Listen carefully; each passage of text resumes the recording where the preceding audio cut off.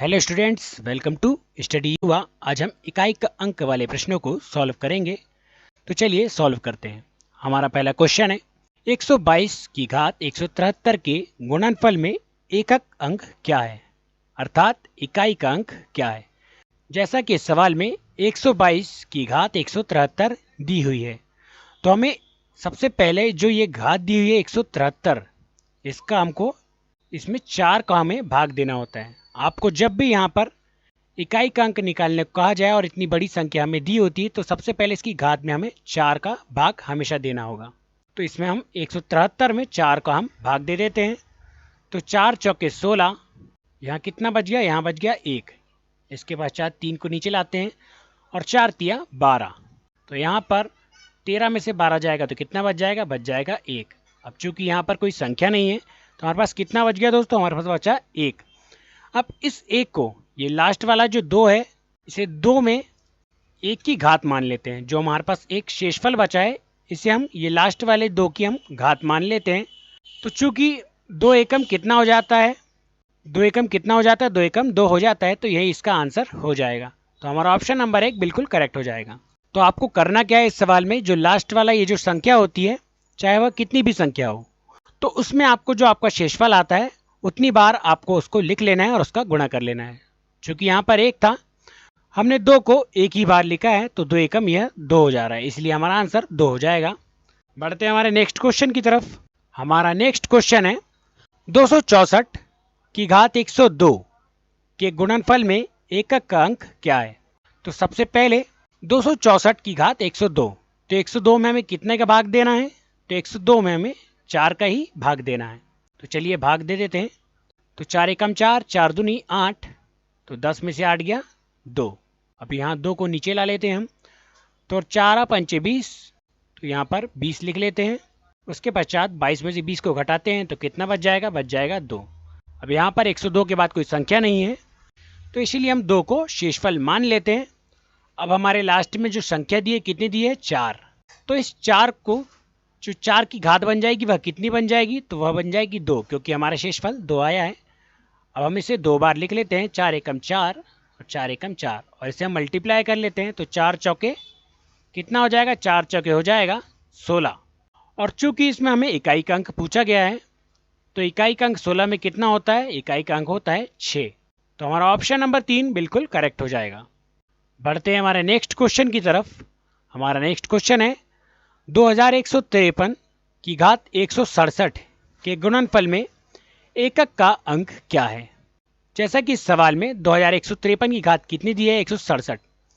तो हमें फिर से वही प्रक्रिया दोहराना है कि 167 में हमें किसका भाग देना है, 167 में हमें 4 का भाग दे देना है। तो 4 चौके कितना होता है, 4 चौके होता है 16। यह पूरा भाग चले गया। इसके पश्चात बचा कितना, 7। 4 एकम 4, तो 7 में से 4 जाएगा तो कितना बच जाएगा, बच जाएगा 3।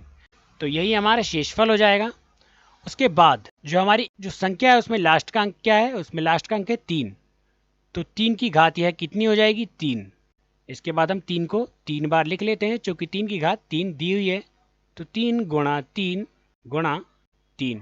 अब इसका गुणा कर लेते हैं, तो 3 तिया 9 और 9 तिया 27। तो इसको मल्टीप्लाई करने पे कितना आ रहा है दोस्तों, इसको मल्टीप्लाई करने पे आ रहा है 27। और हमें पूछा क्या गया है, इकाई का अंक। तो 27 में इकाई का अंक क्या हो जाएगा, इकाई का अंक हो जाएगा 7। तो हमारा ऑप्शन नंबर 1 बिल्कुल करेक्ट हो जाएगा। Question number 4। तो हमारा नेक्स्ट क्वेश्चन है 264 की घात 102 प्लस 264 की घात 103 में इकाई का अंक क्या है। तो इस सवाल को सॉल्व करने के लिए सबसे पहले हम इस 102 को 4 से भाग देते हैं। तो 102 को हम जब 4 से भाग देंगे, तो फिर कितना आ जाएगा, 4 एकम 4, 4 दूनी 8। 10 में से 8 जाएगा तो कितना बच जाएगा, बच जाएगा 2। उसके बाद इस 2 को हम नीचे लाते हैं, तो 4 पंचे 20। अब यहाँ कितना बच गया दोस्तों, यहाँ बच गया 2। इसी प्रकार अब प्लस के बाद जो 264 की घात जो दी है 103, इसको भी हम 4 से भाग दे देते हैं। तो 4 को जब हम 4 का भाग 103 में देंगे, तो 4 एकम 4, 4 दूनी 8। तो 10 में से 8 गया, कितना बच गया, 10 में से 8 गया 2। उसके बाद इस 3 को नीचे लाते हैं, तो ये हो गया 23 और 4 पंचे 20। तो जब 23 में से 20 जाता है, तो कितना बच जाएगा, बच जाएगा 3। तो हमारे 102 का शेष कितना आया था, 102 का शेष आया था 2। और 103 का शेष कितना आया है 3। अब हमें क्या करना है, जैसा कि हमने पिछले सवालों में किया था कि इस लास्ट वाले अंक 4, तो 4 की घात कितनी हो जाएगी। चूंकि इसकी घात में 102 था तो 102 का शेष कितना आया 2 आया, तो इस 4 की घात कितनी हो जाएगी 2। इसी प्रकार प्लस के बाद यहाँ पे भी कितना है, यहाँ पे है 4, तो 103 का जो शेष आया है वह कितना आया है, तो 103 का जो शेष आया है वह भी 3 आया है।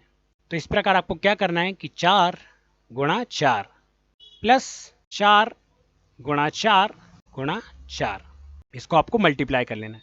तो 4 चौके कितना होता है, 4 चौ होता है 16, और इसी प्रकार 4 चौके 16 और 16 चौके 64। अब इन दोनों को जब हम टोटल करेंगे तो हमें ये दोनों को पूरा टोटल करने की जरूरत नहीं है, हम ये लास्ट वाले अंकों को ही टोटल करेंगे। तो 6 और 4 कितना हो जाता है, अब आपको 6 और 4 को टोटल कर लेना है।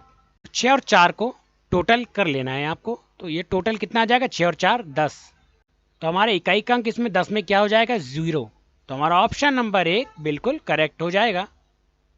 क्वेश्चन नंबर 5, 3 गुणा 38 गुणा 537 गुणा 1256 में इकाई का अंक क्या है।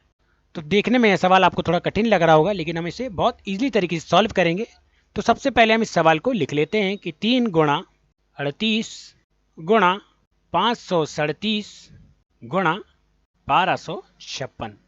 हमने सवाल को लिख लिया है, इसके बाद हम इसे सॉल्व करते हैं। तो हम इस पूरे को गुणा नहीं करेंगे, हम ये जो लास्ट की जो इनकी इकाई के अंक है हम इसी को सिर्फ गुणा करेंगे। तो 6 7 42, और 42 में इकाई का अंक क्या आता है 2, तो 2 का गुणा हमें 8 में करना है। तो 2 8 कितना हो जाएगा 16, और 16 में इकाई का अंक कितना है, तो 16 में इकाई का अंक है 6, तो 6 तिया कितना हो जाएगा 18। तो हमारे पास कितना आया दोस्तों 18। तो इस 18 में इकाई का अंक कितना हो जाएगा, इस 18 में इकाई का अंक हो जाएगा 8। तो हमारा ऑप्शन नंबर 4 बिल्कुल करेक्ट हो जाएगा।